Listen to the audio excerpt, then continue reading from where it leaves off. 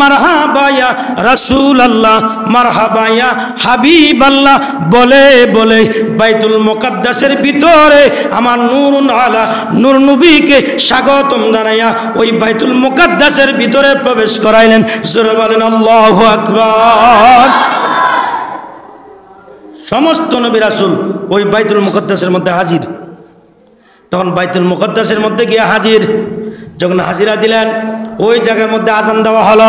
আজান দিলেন জিবরাইল আলাইহিস সালাতু ওয়াস সালাম, শুনেন মুয়াজ্জিন হলেন জিবরাইল আলাইহিস সালাতু ওয়াস সালাম। আর এই জায়গার মধ্যে এত সমস্ত নবী রাসূল, হ্যাঁ শুনেন এত নবী রাসূল, এখন ইমামতি কে করবে? সমস্ত নবী রাসূল ওই জায়গার মধ্যে হাজির। একবার আদম আলাইহিস সালাতু ওয়াস সালাম, ঈসা রুহুল্লাহ মনে মনে ভাবেন যে আমি তো যেহেতু আমি আদম সর্বপ্রথম আমি দুনিয়াতে এসেছি, মনে হয় আল্লাহ পাক আমাকে অর্ডার দিবেন।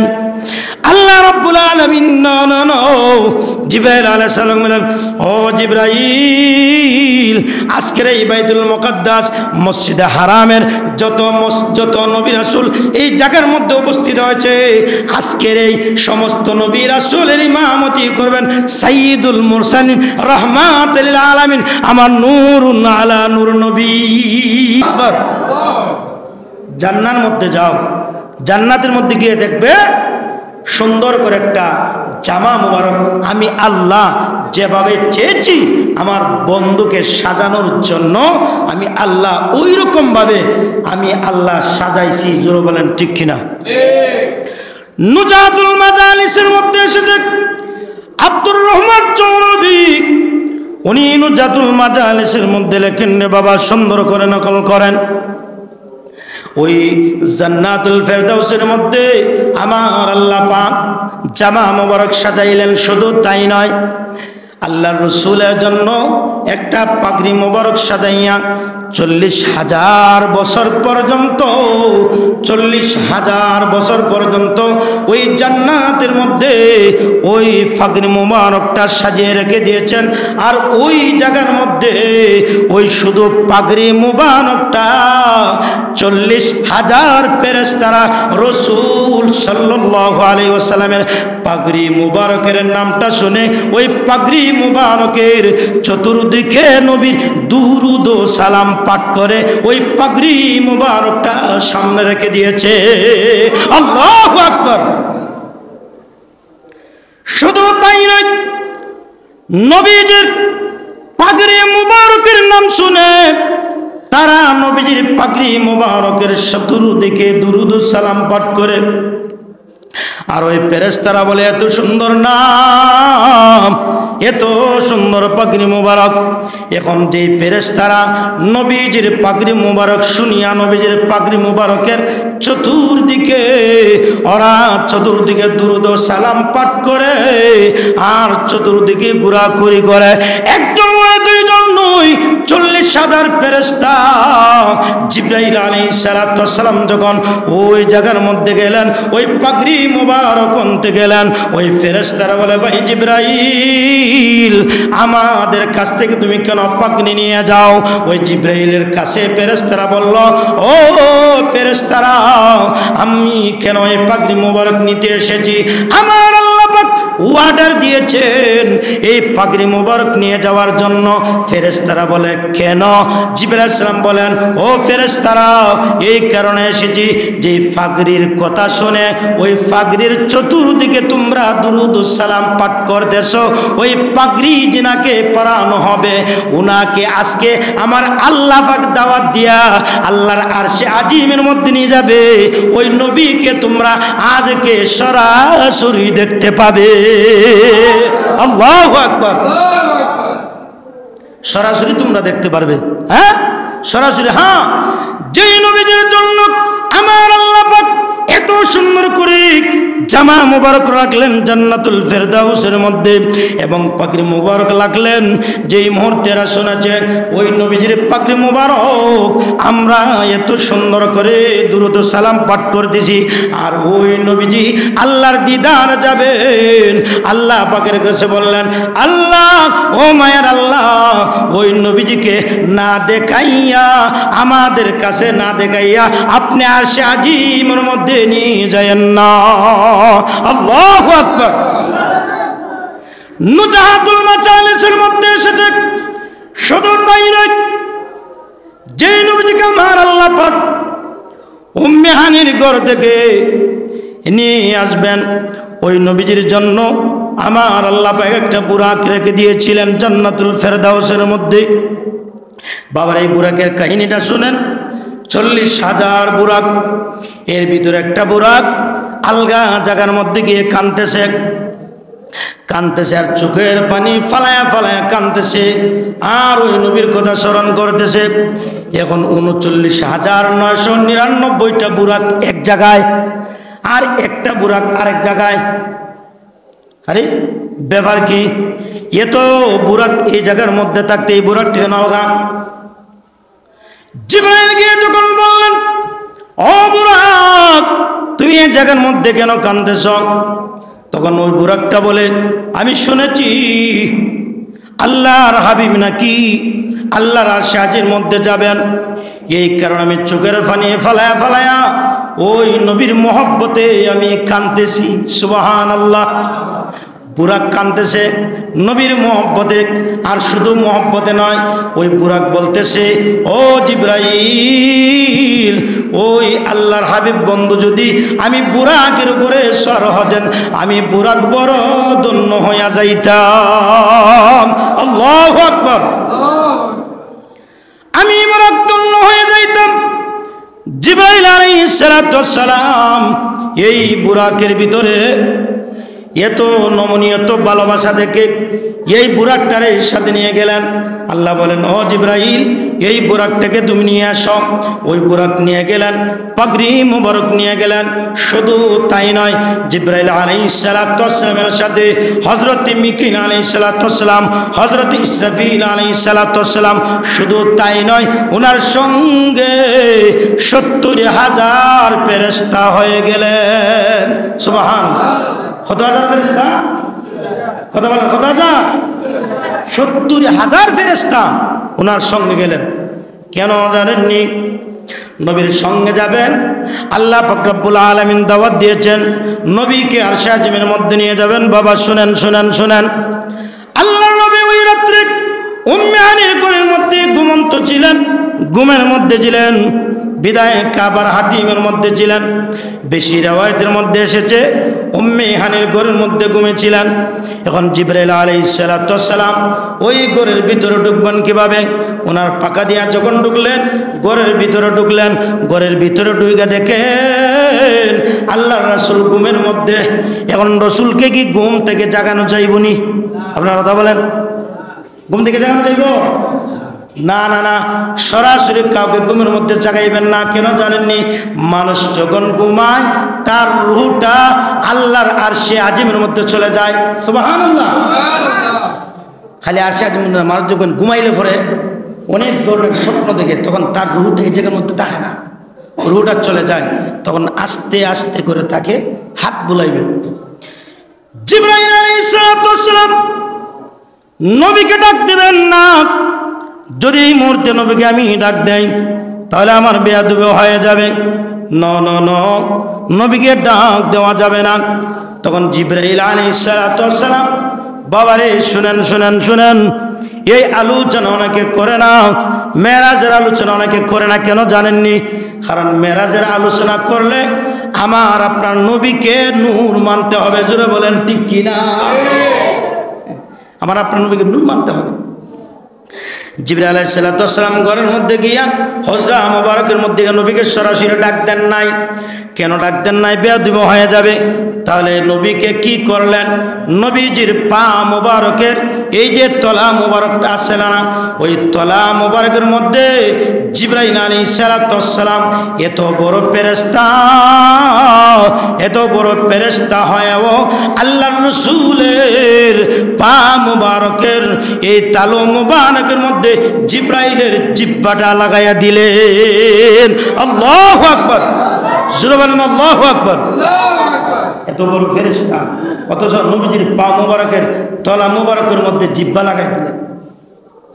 আল্লাহ রাসূল যখন একটু ঠান্ডা অনুভব করলেন, ঠান্ডা অনুভব করে যখন উঠে গেলেন, উঠে যাওয়ার সাথে সাথে জিবরাইল আলাইহিস সালাতু ওয়াস সালাম, ও ভাই জিবরাইল কেন এসেছ? হ্যাঁ শুনেন, কেন এসেছ? জিবরাইল আলাইহিস সালাম বলেন, ইয়া রাসূলুল্লাহ, ইয়া হাবিবাল্লাহ, নবী গো, আল্লাহর সালাম গ্রহণ করুন, আমি জিবরাইলের সালাম গ্রহণ করুন। ইয়া রাসূলুল্লাহ, আপনাকে আমার আল্লাহ পাক দাওয়াত দিয়েছেন আপনাকে সাথে নিয়ে যাওয়ার জন্য আল্লাহর দিদারে। আল্লাহু আকবার। আল্লাহ পাক দিদার দিবেন আরশে আজিমের মধ্যে। আরশে আজিমের মধ্যে আমাকে নিয়ে যাবেন। হ্যাঁ, আরশে আজিমের মধ্যে নিয়ে যাবেন, আল্লাহর আরশে আজিমের মধ্যে। আল্লাহ রসুল বলেন, আমি যাব না। কথা বুঝতেছেন? রসুল জিবরাইলকে বলেন, ও ভাই জিবরাইল, আমি যাব না। জিবরাইল বলেন, ইয়া রাসূলুল্লাহ, কেন যাবেন না? আল্লাহ রসুল বলেন, ও জিবরাইল, আমি যদি আল্লাহর আরশে আজিমের মধ্যে যাই, আমার গুনাহগার উম্মত কি করব? আল্লাহু আকবার। জিবরাইল দৌড়টা মারে গেলেন, আল্লাহ, তোমার বন্ধু তো আসে না। কেন আসে না? এই কারণে আসে না, তোমার বন্ধু বলতেছে আপনার আরশে আজিমের মধ্যে নিয়ে যান, আপনার দিদার দেন। যত সময় আপনি দিদার দিবেন, যত সময় আপনার বন্ধুর সাথে কথা বলবেন, এই মুহূর্তে গুনাহগার উম্মতরা কি করবে? আল্লাহু আকবার। আল্লাহ পাক রব্বুল আলামিন বলেন, ও জিবরাইল, তুমি যাও আমার বন্ধুর কাছে গিয়ে বলো আমার কাছে আসতে এবং আমার সাথে কথা বলতে। আমার দিদারে থাকা অবস্থায় যত সময় থাকবেন, আমি আল্লাহ পাক রব্বুল আলামিন তত সময় নবীর উম্মতের কোনো গুনাহ তাদের খাতার মধ্যে আমি আল্লাহ লিখব না। আল্লাহ, খুশি না বাজান? জোরে বলেন, খুশি না বাজান? হ্যাঁ, রসুল খুশি হয়ে গেছেন যে হ্যাঁ ঠিক আছে, এখন যাওয়া যাবে। যেহেতু গুনাহগার উম্মতের সাথে হয়ে গেছেন, গুনাহগার উম্মতের জামিনদার আমার আল্লাহ হয়ে গেছেন, আমি যত সময় আমার আল্লাহর কাছে থাকবো তত সময় আমার আল্লাহ পাক আমার উম্মতের গুনাহ লিখবেন না। আমি খুশি। চলো, সুবহানাল্লাহ বলেন। চললেন, ঘর থেকে বের হয়ে যখন ওই বুরাকের মধ্যে উঠবেন, যেই বুরাকটা জান্নাতুল ফেরদৌস থেকে নিয়ে আসলেন, এখন বুরাকের মধ্যে উঠবেন। একজন ইসরাফিল আলাইহিস সালাম একজনের কাপ ধরে টানতেছে। লম্বা আলোচনা, আমি কিন্তু সংক্ষেপ করে দিচ্ছি। একজনে ইসরাফিল আলাইহিস সালাম একজন সামনে, একজন মিকাইল আলাইহিস সালাম পিছনে, আর মাঝখানে লাগাম দইরা জিবরাইল আলাইহিস সালাম টানবেন। এখন নবী আলাইহিস সালাম বুরাকের উপরে উঠবেন। এই বুরাকের যে মুখের চেহারাটা মানুষের মতন, আর উপরটা হচ্ছে উটের মতন, আর পা হচ্ছে ঘোড়ার মতন, এইরকমভাবে বুরাক। এই বুরাক চেহারাটা মানুষের সাদৃশ্য, উপরের অংশটা উটের ন্যায়, পায়ের অংশটা ঘোড়ার ন্যায়। এটা এমন একটা বুরাক, যেই বুরাকের গতিসীমা, শুনেন, যেই বুরাকের গতিসীমা তার চোখের অন্তরালে, সুবহানাল্লাহ, মানে চোখের সীমান্তরালে, চোখের পাওয়ার যতটুকু যায় ততক্ষণ পর্যন্ত ওই বুরাকের গতিসীমা, সুবহানাল্লাহ। মানে এই চোখের পাওয়ার আপনি যতক্ষণ দেখবেন, এখন চোখের পাওয়ার হয়তো যাইতে পারে 10 মাইল, যতক্ষণ পাওয়ার, এই বুরাকের পাওয়ার লিগা যতক্ষণ পর্যন্ত তার চক্ষু সীমানা যায় ততক্ষণ পর্যন্ত ওই বুরাকের এক একটা কদম চলে যায়, সুবহানাল্লাহ। এখন বুঝেন বুরাকের গতিসীমাটা কত, এক একটা কদমে তার চোখের সীমানা পর্যন্ত যায়। আল্লাহ কি এমনি বুরাক পাঠাইছেন? হ্যাঁ, এটার মধ্যে অবশ্যই রহস্য আছে। এখন বুরাকটা নড়া শুরু করতেছে। জিবরাইল আলাইহিস সালাম বলে, এই বুরাক, তুমি নড়তেছে কেন? তখন আল্লাহ পাক রব্বুল আলামিনের কাছে বলেন, ওই বুরাককে বলেন, আল্লাহ, আমার জবানটা একটু খুলে দাও না, আমি আপনার ফেরেশতা জিবরাইলের সাথে দুইটা কথা বলতে চাই। সুবহানাল্লাহ বলবেন না? আল্লাহ বলবেন, যা, তোর জবানটা খুলে দিলাম। ওই বুরাক বলেন, ভাই জিবরাইল, আমি বুরাকের উপরে এমন একজন নবী যাবেন রাহমাতাল লিল আলামিন, ওই নবী আমি বুরাকের কাছে সাথে উঠে যাবেন, বুরাকের মধ্যে উপরে উঠে। ও ভাই জিবরাইল, আমার একটা আরজি। কি আরজি? কিয়ামতের ময়দানে হাসরে যদি রাহমাতাল লিল আলামিন আমি বুরাকের উপরে উঠে যান, তাহলে আমি বুরাক খুশি হয়ে আল্লাহর রাসূলকে আমার পিঠের মধ্যে উঠাইয়া নিব। আর দি পেশ করব কিয়ামতের ময়দানে, আশার ময়দানে আমি বুরাকের উপরে যদি রাসূল উঠেন তাহলে আমি বুরাক শান্তি হয়ে যাব, খুশি হয়ে যাব। জোরে বলেন সুবহানাল্লাহ। ও জিব্রাইল, ওই জায়গাটা কোনটা? রাসূল জানেন ওই জায়গাটা কোনটা, ওই জায়গার নাম কি? জিব্রাইল আলাইহিস সালাম বলেন, ইয়া রাসূলুল্লাহ, ইয়া হাবিবাল্লাহ, নবী গো, ওই জায়গার নাম হচ্ছে বর্তমানে ইয়াসরিব। তো ইয়া রাসূলুল্লাহ, যে জায়গার মধ্যে আমরা নামাজ আদায় করলাম এই জায়গার নাম ইয়াসরিব, কিন্তু আপনি তো ওই জায়গার নাম ইয়াসরিব থাকবে না। হয় কেন? রাসূল বলেন কেন? ইয়া রাসূলুল্লাহ, আপনাকে মক্কার বেঈমান কাফেরেরা ওই মক্কার জমিনের মধ্যে আপনাকে থাকতে দিবে না। ইয়া রাসূলুল্লাহ, ওই মক্কার জমিনের মধ্যে আপনাকে থাকতে দিবে না।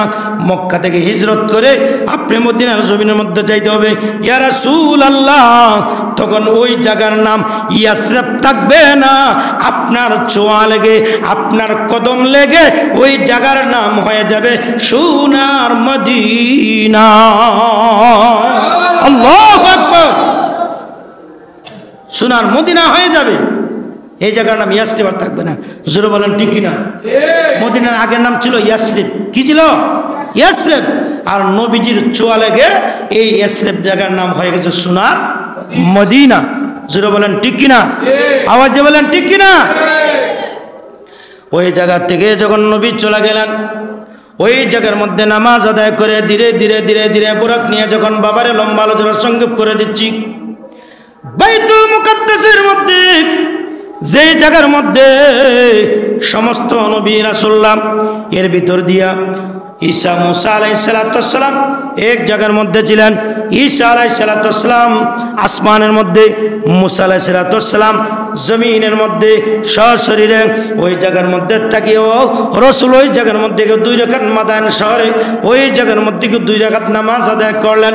এমনিভাবে যাইতে যাইতে যাইতে যখন বাইতুল মুকাদ্দাসের মধ্যে চলে গেলেন, এই যে বাইতুল মুকাদ্দাসের কথা, বাইতুল মসজিদে হারামের কথা আমার আল্লাহ পাক সূরা বনী ইসরাঈলের মধ্যে বলে দিয়েছেন।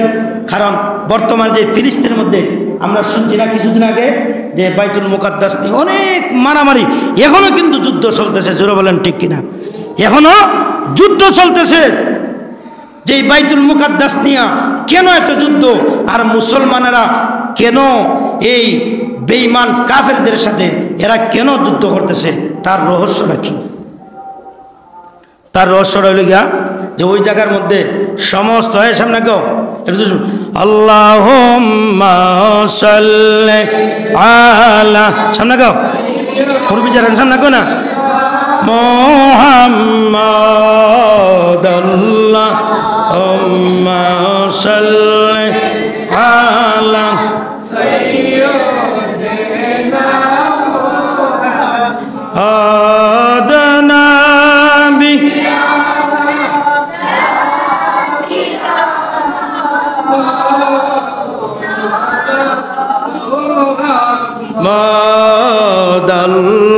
আল্লাহুম্মা সাল্লি আলা সাইয়্যিদিনা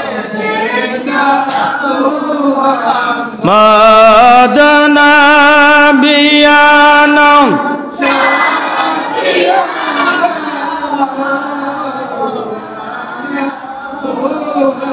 আল্লাহুম্মা রাব্বি সাল্লি ওয়া সাল্লিম ওয়া বারিক আলাইহি। দয়াল নবীজি যখন ধীরে ধীরে ধীরে ধীরে যাইতে যাইতে যাইতে যাইতে ওই বাইতুল মুকাদ্দাস মসজিদে হারাম, যেই মসজিদে হারাম সম্পর্কে আমার আল্লাহ পাক ফন্ড ফারান সূরা বনী ইসরাঈলের মধ্যে আমার আল্লাহ পাক বলে দিয়েছেন যে বিসমিল্লাহির রহমানির রহিম সুবহানাল্লাযী আসরা বিআবদিহি লাইলাম মিনাল মাসজিদিল হারাম ইলাল মাসজিদিল আকসাল্লাযী বারাকনা হাওলাহু লিনুরিয়াহু মিন আয়াতিনা ইন্নাহু হুয়াস সামিউল বাসীর। আল্লাহ পাক বলছেন পরম পবিত্র মহিমা হয় তিনি, যিনি স্ত্রীয় বিশেষ বান্দাকে লাইলাম মিনাল মসজিদিল হারাম, রাতের কিছু অংশে ভ্রমণ করিয়েছেন মসজিদে হারাম থেকে মসজিদ আকসা পর্যন্ত, যার চতুর্দিকে আমার আল্লাহ পাক পর্যাপ্ত পরিমাণ বরকত দান করেছেন, যাতে আমি তাকে কুদরতের কিছু নিশানা, কুদরতের কিছু আমি আল্লাহ দেখিয়ে দেই। ইন্নাহু হুয়াস সামিউল বাসির, আল্লাহ বলেন নিশ্চয় তিনি পরম শ্রবণকারী এবং দর্শনশীল। আল্লাহ সব দেখেন কিনা? দেখেন কিনা? আল্লাহ বলেন ইন্নাহু হুয়াস সামিউল বাসির, আমি সব কিছু দেখি এবং সব কিছু জানি, সব কিছু শুনি। আল্লাহ পরম শ্রবণকারী এবং পরম দর্শনশীল। জোরে বলেন ঠিক কিনা? আল্লাহ বলছেন এটা একটা আশ্চর্যের বিষয়। এই কারণে আমার আল্লাহ পাক সর্বপ্রথম সুবহান শব্দ দিয়ে শুরু করেছেন। জোরে বলেন ঠিক কিনা? বলেন ঠিক কিনা? ওই বাইতুল মুকাদ্দাসের মধ্যে গিয়া সাখরা নামক একটা পাথর আছে রে বাবা, এই শুনেন। আর এর আগেই সমস্ত নবী রাসূলকে সশরীরে আমার আল্লাহ পাক তাদের মাজার থেকে উঠাইয়া ওই বাইতুল মুকাদ্দাসের মধ্যে আমার আল্লাহ পাক হাজির করে রেখে দিয়েছেন, হাজির করে রেখে দিয়েছেন। বাইতুল মুকাদ্দাসের মধ্যে হাজির করে রেখে দিয়েছেন বাবারে। কেন? ওই জায়গার মধ্যে আমার আপনার নবী যাবেন। জোরে বলেন ঠিক কিনা? জোরে বলেন ঠিক কিনা? এখন ওই বাইতুল মুকাদ্দাসের মধ্যে যখন বুরাট্টারে সাখরা নামক ওই পাথরের দ্বারে রাখিয়া বাম দিয়া যখন ভিতরে প্রবেশ করলেন, ভিতরে প্রবেশ করার সাথে সাথে দেখা যায় সমস্ত নবী রাসূল মারহাবা ইয়া রাসূল আল্লাহ, মারহাবা ইয়া হাবিব আল্লাহ বলে বলে বাইতুল মুকাদ্দাসের ভিতরে আমার নূরুন আলা নূর নবীকে স্বাগতম জানাইয়া ওই বাইতুল মুকাদ্দাসের ভিতরে প্রবেশ করাইলেন। জোরে বলেন আল্লাহু আকবার। সমস্ত নবী রাসূল ওই বাইতুল মুকাদ্দাসের মধ্যে হাজির। তখন বাইতুল মুকাদ্দাসের মধ্যে গিয়ে হাজির, যখন হাজিরা দিলেন ওই জায়গার মধ্যে আজান দেওয়া হলো। আজান দিলেন জিবরাইল আলাইহিস সালাম, শুনেন মুয়াজ্জিন হলেন জিবরাইল আলাইহিস সালাম। আর এই জায়গার মধ্যে এত সমস্ত নবী রাসূল, হ্যাঁ শুনেন, এত নবী রাসূল, এখন ইমামতি কে করবে? সমস্ত নবী রাসূল ওই জায়গার মধ্যে হাজির। একবার আদম আলাইহিস সালাম, ঈসা রুহুল্লাহ মনে মনে ভাবেন যে আমি তো, যেহেতু আমি আদম সর্বপ্রথম আমি দুনিয়াতে এসেছি, মনে হয় আল্লাহ পাক আমাকে অর্ডার দিবেন। আল্লাহ রাব্বুল আলামিন জিবরাইল আলাইহিস সালাম বলেন, ও জিবরাইল, আজকের এই বাইতুল মুকাদ্দাস মসজিদে হারামের যত নবী রাসূল এই জায়গার মধ্যে উপস্থিত হয়েছে, আজকের এই সমস্ত নবী রাসূলের ইমামতি করবেন সাইয়্যিদুল মুরসালিন রাহমাতুল লিল আলামিন আমার নূরুন আলা নূর নবী। আল্লাহু আকবার। আমার নবী ইমামতি করবেন। আজকের ইমামতির কেউ না। ও জিবরাইল, যাও তুমি আমার বন্ধুকে ধরে ধরে আল্লাহ রসুলকে, জিবরাইল সালাম এইরকম ভাবে ধরে ধরে রসুলকে সামনে নিয়ে বললেন, ইয়া রাসূলুল্লাহ, ইয়া হাবিবাল্লাহ, নবী গো, আজকের ইমামতি অন্য কোনো নবী রাসূল নয়, আজকের এই জায়গার মধ্যে ইমামতি করবেন আপনি দয়াল নবী নূরুন আলা নূর নবী সাইয়্যিদুল মুরসালিন রাহমাতুল লিল আলামিন। জোরে বলেন আল্লাহু আকবার। আচ্ছা বলেন তো, আমার নবী সমস্ত নবীদের নবী কিনা? জোরে বলেন। সমস্ত রসুলদের রসুল কিনা? নবী সাইয়্যিদুল মুরসালিন কিনা? নবী ইমামুল মুরসালিন কিনা?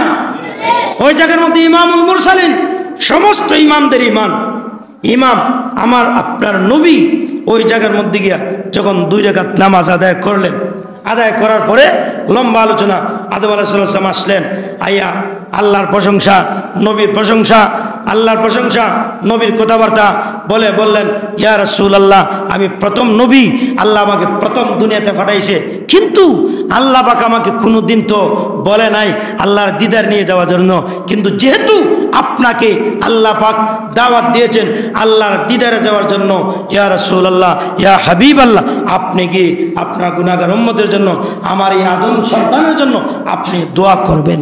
জোরে বলেন আল্লাহ। লম্বা কাহিনী, আদম থেকে ঈসা রুহুল্লাহ পর্যন্ত সমস্ত নবী রাসূল এই জায়গার মধ্যে বক্তব্য দিলেন বাইতুল মুকাদ্দাসের মধ্যে। হ্যাঁ, এখন এই জায়গার মধ্যে 4 জন নবী উপস্থিত, যারা হচ্ছেন জিন্দা। যারা কি সশরীরে জিন্দা। কে কে কোন কোন নবী? হযরত ইদ্রিস আলাইহিস সালাম, হযরত ঈসা আলাইহিস সালাম, হ্যাঁ, হযরত ইলিয়াস আলাইহিস সালাম। হ্যাঁ, এইরকম ভাবে 4 জন নবী। ইদ্রিস আলাইহিস সালাম সশরীরে ওই জায়গার মধ্যে জিন্দা। ইদ্রিস সালাম কেন জিন্দা জানেননি? ইদ্রিস সালামের এটা কাহিনী। ইদ্রিস নবী বললেন যে ভাই আজরাইল, মানুষ যে মরে, মরণের এত কষ্ট এত কষ্ট হয়। মরণের পরে মানুষ কই দিন হয়, মরণের পরে মানুষ 2টা জায়গা আল্লাহ রেখে দিয়েছেন, একটা ইল্লিয়িন, একটা সিজ্জিন। একটা জান্নাতের একটা অংশ আর একটা জাহান্নামের একটা অংশ। যারা দুনিয়াতে ভালো কাজ করে এরা জান্নাতের মধ্যে যায়, আর যারা খারাপ কাজ করে এরা জাহান্নামের মধ্যে যায়, এরা সিজ্জিনের মধ্যে। আর যারা ভালো কাজ করে এরা ইল্লিনের মধ্যে যায়। যে এই মরণের কত কষ্ট মরণের কত কষ্ট হয়। আমারে একটা কাজ করো, জান্নাতের মধ্যে এত লাজ নিয়ামত, আমার একটু জান্নাতের মধ্যে ডুবাইয়া দেখাও, আমি একটু লাজ নিয়ামত দেখিয়া, আল্লাহ লাজ নিয়ামত নাজ নামে দেখিয়া আমি আবার বাইরে আইব। ইদ্রিস আলাইহিস সালাম তখন আজরাইল বললেন আচ্ছা ঠিক আছে যাও। তখন ইদ্রিস আলাইহিস সালাম ডুবলেন জান্নাতের ভিতরে। ডুইগা এত সুন্দর লাজ নিয়ামত, হুর গিলমান সব কিছু দেখিয়া এখন বাইরেবেন না নি। আজরাইল আলাইহিস সালাম ডাকতেছেন, ও আল্লাহর পয়গম্বর ইদ্রিস আলাইহিস সালাম আসেন আসেন। তখন ইদ্রিস আলাইহিস সালাম বলেন, হ্যাঁ আমি আসবো। কোথেকে আসবো? কই আসবো? হয় রে, আপনি না বলছেন আমার কাছে আসবেন জান্নাতের লাজ নিয়ামত দেখিয়া। ইদ্রিস সালাম বলেন, না আমি এত সুন্দর লাজ নিয়ামত। তুই আচ্ছা বলেন তো, জান্নাতে কেউ ডুবলে কি আর বাইরে হয়? কথা বলে বাইরে হয়? যারা ডুবাইছে আল্লাহ এটা কিয়ামতের আগ পর্যন্ত তাক বজরু বলেন ঠিক কিনা? এখন ইদ্রিস আলাইহিস সালাম বলল, ও আজরাইল তুমি ওই পার হইতা হো আর আমি ওই ঘরে আছি। হ্যাঁ কি বলো? হ্যাঁ তুমি না বললা আল্লাহ জান্নাতের লাজ নিয়ামত দেখা তুমি আবার ফিরে আসবা? হয় না, আমি এই জান্নাতের মধ্যে ঢুকছি, ফন্দে হইরে ঢুকছি। এত সুন্দর আল্লাহ জান্নাতের মধ্যে, এত সুন্দর হুট গিলমান লাজ নিয়ামত, এই জান্নাতের বাতাস, এত সুন্দর মনোরম বাতাস, এত সুন্দর সুশীতল বাতাস, এত সুন্দর ঘর, এত সুন্দর বালাখানা, এত সুন্দর লাজ নিয়ামত আল্লাহ রেখে দিয়েছেন। এই লাজ নিয়ামত তুইয়া আমি আর কি বাইরেতে চাই? আল্লাহু আকবার। ও আজরাইল তো বেকুব লাগে গেছে, আরে বলে কি? তখন হয় আল্লাহ, ও আল্লাহ আপনার এই ইদ্রিস নবী তো বাইরে না। হয় কি হয় জান্নাতের মধ্যে ঢুকছে, ঢুকে আর বাইরে তো চায় না। হয় আমি আল্লাহ আগে ওই জানি, আর আমি জানি এই ঘটনা ঘটবে, আর এই কারণে ইদ্রিস আলাইহিস তোমার কাছ থেকে অনুমতি জান্নাতের ভিতরে ঢুকছে। আমি যেহেতু ঢুকে গেছি কি এই ইদ্রিসের আমি আর বাইরে হতাম নাই। আল্লাহু আকবার। ওই ইদ্রিস নবী সশরীরে জিন্দা, হ্যাঁ সশরীরে জিন্দা। ঈসা আলাইহিস সালামকে আল্লাহ পাক রব্বুল আলামিন দ্বিতীয় আসমানের মধ্যে উঠায় নিয়ে গেছেন সশরীরে। জোরে বলেন ঠিক কিনা? বলেন ঠিক কিনা? যাই হোক, তো ওই জায়গার মধ্যে 4 জন নবী একবারে সশরীরে জিন্দা আছেন। হ্যাঁ এইরকম ভাবে তখন সমস্ত নবী রাসূল যখন বক্তব্য দিলেন, দেওয়ার পরে আমাদের নবী একবারে সবার শেষে বক্তব্য, আমাদের নবী সবার শেষে বক্তব্য দিলেন। সমস্ত নবী রাসূলের পরে নবীজি বক্তব্য দিলেন। আদম নবী থেকে ঈসা রুহুল্লাহ পর্যন্ত আল্লাহ রসুল আল্লাহর প্রশংসা, তখন দুনিয়ার মধ্যে যা কিছু আছে মানে অনেক অনেক কথাবার্তা বললেন। যেহেতু আমাকে আল্লাহ পাক দয়া করে মায়া করে আমাকে দিদার দিয়েছেন, মানে দাওয়াত দিয়েছেন, আমি যাব আপনার কথা বলবো, অনেক আলোচনা করলেন। ও এই বাইতুল মুকাদ্দাস থেকে এই মেরাজকে আল্লাহ পাক রব্বুল আলামিন এই মেরাজ করিয়েছেন। এই মেরাজকে বাবা 3 ভাগে বিভক্ত হয়েছে।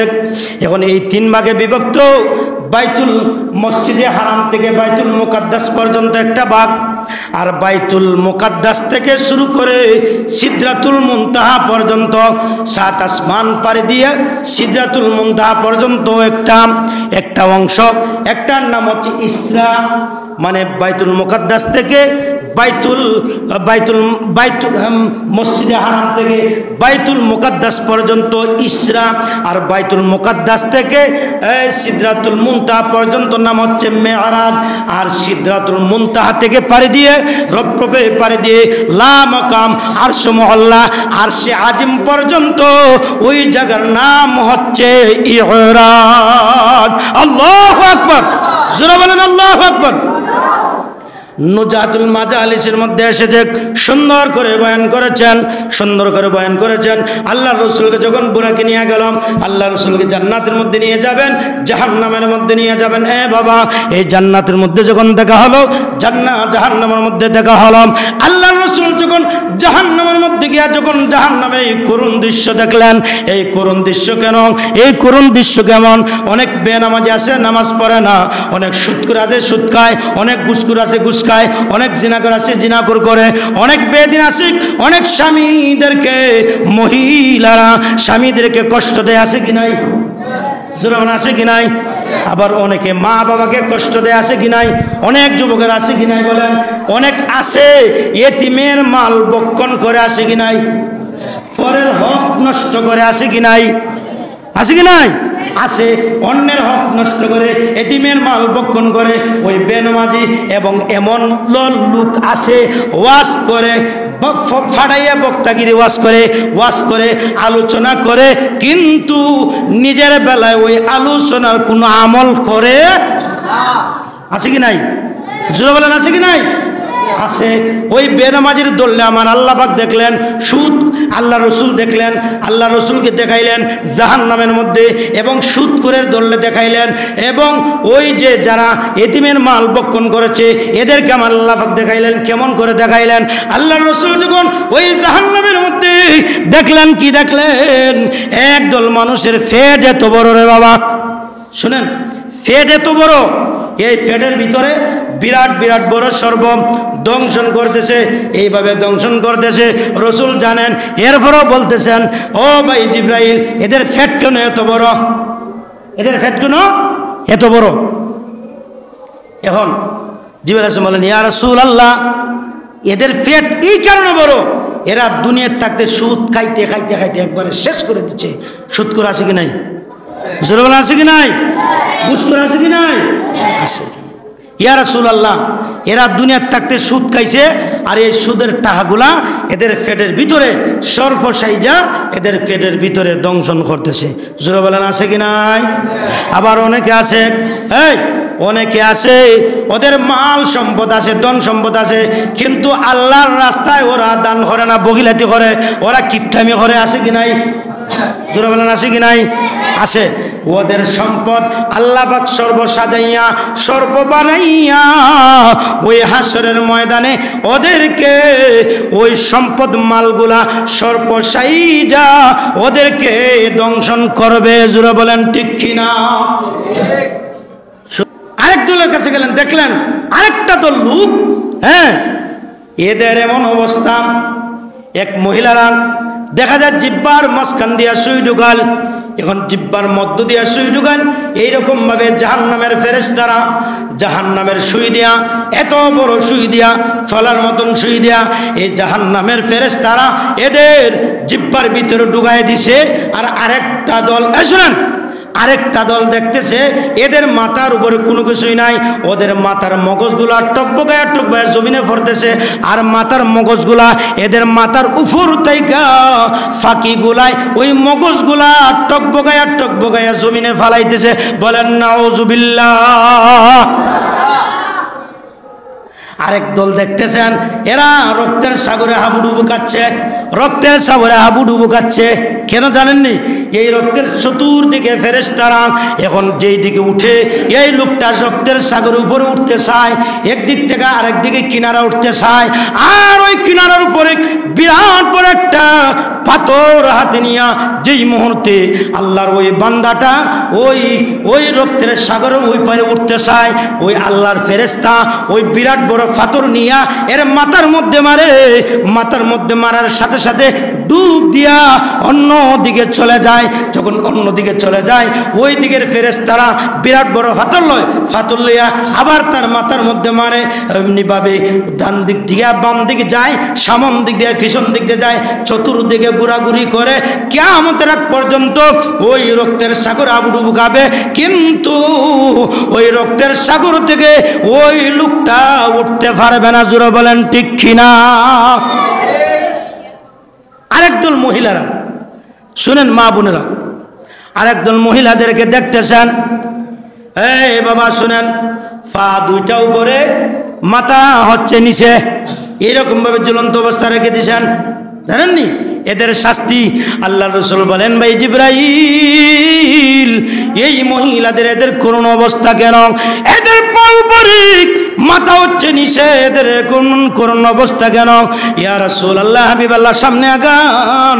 ইয়া রাসূলুল্লাহ, এদের সকলের কারণ আপনাকে আমি জিবরাইল লাস্টে দিয়া বলবো।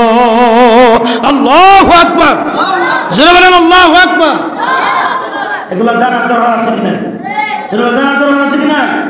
আর একদল লোক, যুবক দল শোনান, একদল লোক এই বিয়া শাদী করে কিন্তু নিজের আপন স্ত্রী রেখে অন্য মহিলার দিকে লাফায়, অন্য দিকে মহিলার দিকে চলে যায়। আছে কি নাই? বলেন আছে কি নাই? এখন আল্লাহ রাসূল দেখলেন একদল লোক, এদের দুই ডেকচির মধ্যে ভালো ভালো গোশত। এখন এক ডেকচির মধ্যে ভালো গোশত, আরেক ডেকচির মধ্যে ফাঁসা গোশত। এখন এরা ভালো গোশত দিয়ে খালি ফাঁসা গোশত দিকে যায়, খালি ফাঁসা গোশত খাইতে যায়। আল্লাহ রাসূল বলেন, ও জিবরাইল, এরা ভালো গোশত রেখে খালি ফাঁসা গোশতর দিকে চলে যায় কেন? ইয়া রাসূলুল্লাহ, সামনে আগান, সামনে আগেলে আপনি বুঝতে পারবেন সমস্ত ঘটনা। আমি লাস্টে দিয়া বলবো। ইয়া রাসূলুল্লাহ, আপনি সামনে আগান, সামনে আগেইলেই ওই জাহান্নামের এই করুণ অবস্থা দেখবেন। ইয়া রাসূলুল্লাহ, ইয়া হাবিবাল্লাহ, নবী গো, আপনার সামনে আগান। এইরকম ভাবে রাসূল সামনে যাইতে অনেক অবস্থা দেখলেন। যাই হোক, অনেক লম্বা কাহিনী। এদিকে যাইতে রে বাবা, যখন প্রথম আসমানের মধ্যে গিয়ে উঠলেন, প্রথম আসমানের সংক্ষেপ করে দিয়েছেন। লম্বা আলোচনা তো হুজুর আসবেন, আমি 10টার ভিতরে মাইক ছেড়ে দেবো ইনশাল্লাহ। আপনারা আসেন তো ইনশাল্লাহ? সবাই আসেননি আমার সাথে? আসেননি? একটু দুশো পড়েন। আল্লাহুম্মা সাল্লি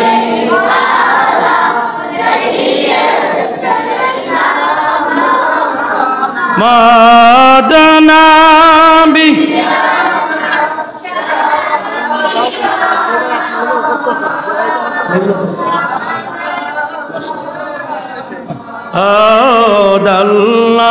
আল্লাহুম্মা সাল্লি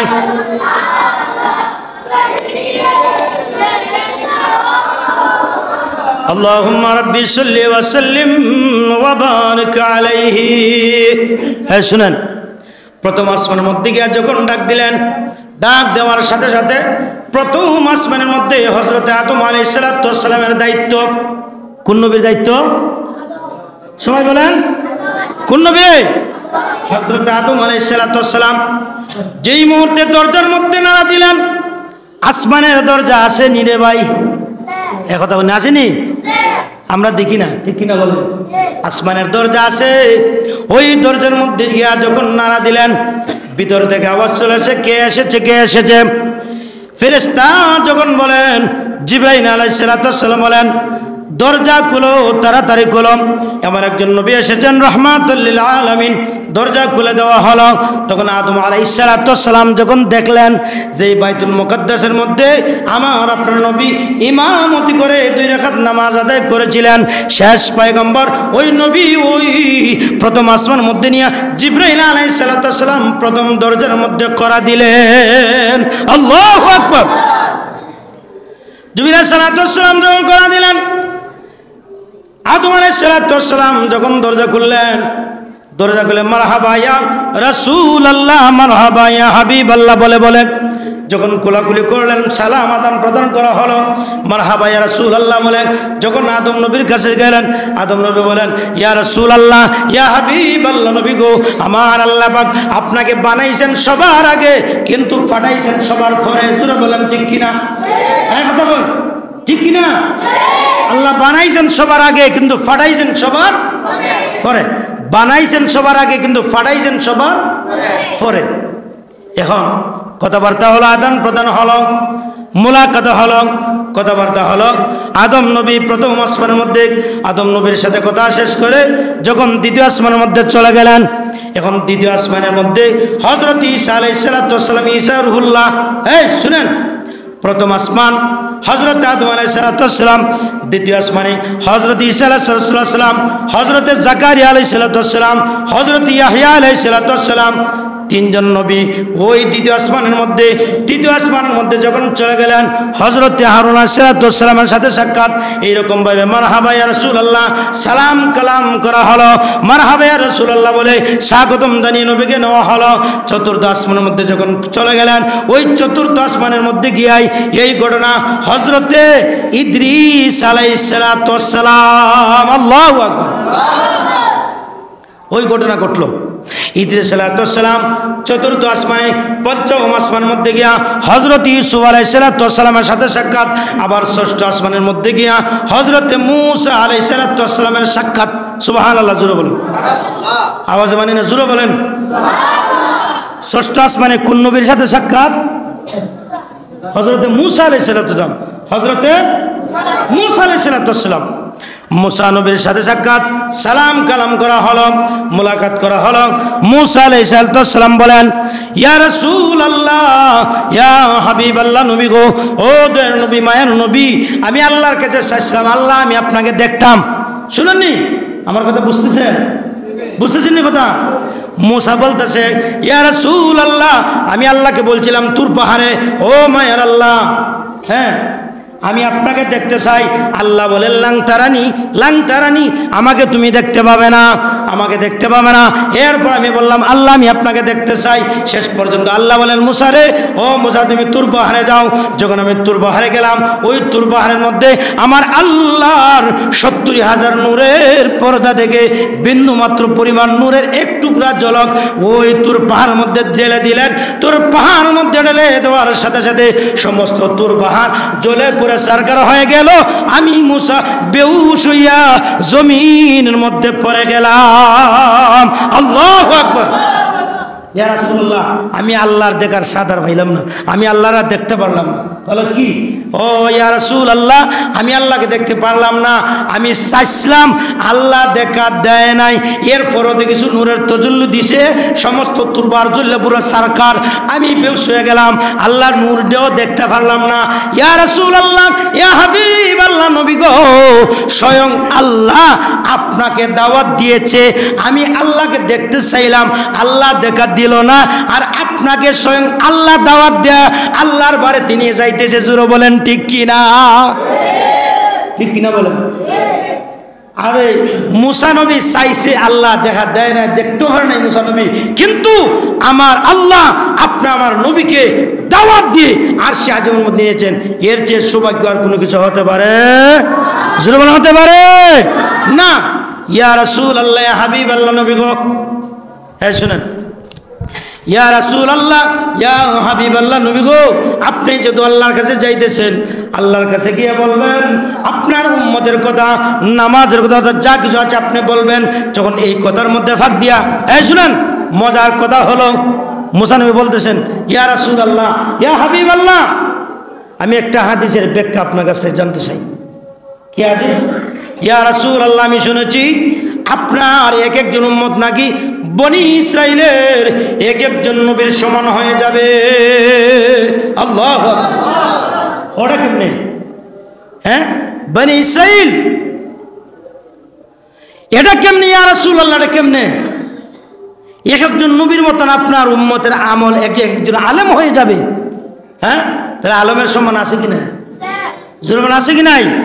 আলেমের সম্মান কেমন? আল্লাহ রাসূল বলেন, আল উলামা ওয়ারাসাতুল আম্বিয়া ওয়া ইন্নাল আম্বিয়া ইউয়ারিসুনা দীনারা ওয়ালা দিরহামা। তোমরা আলিম উলামাদেরকে মায়া করবে, মহব্বত করবে, এদের সাথে ভালোবাসা রাখবে, এদেরকে মহব্বত করবে। কেন জানেননি? কারণ এরা হচ্ছে আমি নবীর উত্তরসূরি। সুবহানাল্লাহ। এদেরকে মায়া করবে, মহব্বত করবে। তখন মূসা নবী বললেন, ইয়া রাসূলুল্লাহ, এটা আমি একটু বুঝতাম চাই। সাথে সাথে আল্লাহ রসুল রুহু জগতের মধ্যে বললেন, রুহু জগতের মধ্যে, ও ইমাম গাজ্জালি, ও গাজ্জালি, তুমি চলে আসো। এখনো নবী আসে না, পিছিয়ে পড়তাম নাই। হ্যাঁ শুনেন, রুহু জগৎ থেকে ইমাম গাজ্জালিকে রসুল ডাক দিলেন। ডাক দেওয়ার সাথে সাথে ইমাম গাজ্জালি রুহু জগৎ থেকে ষষ্ঠ আসমানের মধ্যে উপস্থিত হয়ে গেলেন। জোরে বলেন আল্লাহু আকবার। সাধারণ ব্যাপার, রুহু জগৎ থেকে আইছেন। রুহু থেকে যখন আসেন তখন মূসা আলাইহিস সালাম বলেন, ইয়া রাসূলুল্লাহ, উনি কে? তখন ওনার সাথে কথা বলো, উনি কে? মূসা আলাইহিস সালাম বলেন, কে আপনি? উনি সালাম দিলেন, আসসালামু আলাইকুম ইয়া মূসা। তো উনি সালামের জবাব দিলেন, জবাব দিয়ে বললেন, আপনি কি, আপনার নাম কি, পরিচয় কি? হ্যাঁ, মূসা আলাইহিস সালাম প্রশ্ন করলেন। তখন ইমাম গাজ্জালি হুজ্জাতুল ইসলাম, হুজ্জাতুল জিনার লেখক ইমাম গাজ্জালি রহমতুল্লাহ আলাইহি বলেন, আমার নাম গাজ্জালি, আমার বাবার নাম অমুক, আমার দাদার নাম অমুক, আমার পরদাদার নাম অমুক। এই বলতে বলতে বলতে বলতে 1 সিঁড়ি নয়, 2 সিঁড়ি নয়, 6 সিঁড়ি পর্যন্ত নাম বলতেই লাগলে। কয় সিঁড়ি? কথা বল না, কয় সিঁড়ি? 6 সিঁড়ি। আমরা দাদার পরদাদার নাম আমরা কইতে পারতাম না, ঠিক কিনা বলেন? ঠিক কিনা? আমি শুধু বলি যে আপনার দাদার পরদাদার কি, আপনি বলতে পারবেন না, আমিও বলতে পারবো না। কিন্তু উনি 6 সিঁড়ি পর্যন্ত এই যে নাম শুরু করছেন, আর থামেন না। তখন হঠাৎ করে, থামেন, আপনি থামেন। থামে গেলেন। তখন মূসা আলাইহিস সালাম বলেন, ও গাজ্জালি, আমি শুনলাম তোমার নাম গাজ্জালি, আমি প্রশ্ন করলাম শুধু তোমার নাম, আর তুমি তোমার 6 সিঁড়ি পর্যন্ত নাম বলে দিলে, তার কারণটা কি? তখন ইমাম গাজ্জালি বলেন, ও মূসা নবী, আপনাকে আল্লাহ পাক একটা প্রশ্ন করেছিলেননি? কি প্রশ্ন? হয় মনে আসেনি? 2000 বছর আগে, 1000 বছর আগে, কথা বলেন, 1000 বছর নাকি সাধারণ ব্যবস্থা? একদিনের কথা কইতে না, সকালে খাই কিনা বিকেলে হইতে পারি না, আছে কি নাই? সকালে খাইলে বিকেলে খবর নাই। উনি বললেন 2000 বছর আগের কথা। ও মূসা, আল্লাহ আপনাকে কি প্রশ্ন করলেন? আল্লাহ বলছিলেন নি আপনাকে, আপনার হাতের মধ্যে কি? তখন আপনি কি উত্তর দিয়েছিলেন? হ্যাঁ, আমি উত্তর দিছিলাম কি? তুমি কইছিলা? আমি কইছিলাম, সেটা জানার বিষয় না, আপনাকে বলেন আপনি কি বলছিলেন? তখন মূসা নবী বললেন, আমি রূহ জগতের মধ্যে ছিলাম। ওই মূসা নবী বললেন, আমি বলছিলাম আল্লাহকে, আল্লাহ এই লাঠিটা আপনি আমাকে দিয়েছেন, এই লাঠি দিয়া আমি গাছের পাতা পারি, এই লাঠির ধরলে এই লাঠি সাফ হয়ে যায়, এই লাঠির ধরলে আবার লাঠি ভালো হয়ে যায়। আল্লাহ বলছিলেন আপনার হাতে কি? আপনি বলতেই পারতেন আমার হাতে লাঠি, এই কথা না বলে আল্লাহর সাথে বলছিলেন এটা আমার হাতে লাঠি, এটা দিয়ে এই করি, এটা দিয়ে সেই করি, এই লম্বা কথা কেন বলছিলেন? হ্যাঁ, কেন বলছিলেন? তাহলে প্রশ্ন কতলা হচ্ছে, উত্তর হতলা দিছিলেন যে মূসা নবী বললেন যে ইমাম গাজ্জালি, ইয়া রাসূলুল্লাহ, ইয়া হাবিবাল্লাহ, নবী গো, আমার আর বুঝতে বাকি রইল না, এই যে বনি ইসরাইলের এক একজন নবীর সমান আপনার এক একজন আলিম উম্মত হয়ে যাবে। কারণ 2000 বছর আগে, শুনেন, 2000 বছর আগে কি ঘটেছিল? আমার দিকে লক্ষ্য করেন, 2000 বছর আগে কি ঘটেছিল, আর 2000 বছর পরে এই 6ষ্ঠ আসমানের মধ্যে আপনি আমাকে বলে দিলেন ইয়া রাসূলুল্লাহ, আমার আর বুঝতে বাকি রইল না, আপনার একজন এক একজন আলিম উম্মত বনি ইসরায়েলে এক একজন নবীর সমান হতে পারে। জোরে বলেন সুবহানাল্লাহ, জোরে বলেন আল্লাহু আকবার, আরেকটা আওয়াজে বলেন আল্লাহু আকবার। এটা আমার সামনে, নূর নবী যাই দিদারে দিলেন খুদা তাআলা, সেই খুশিতে পর সবাই কথা বলেন,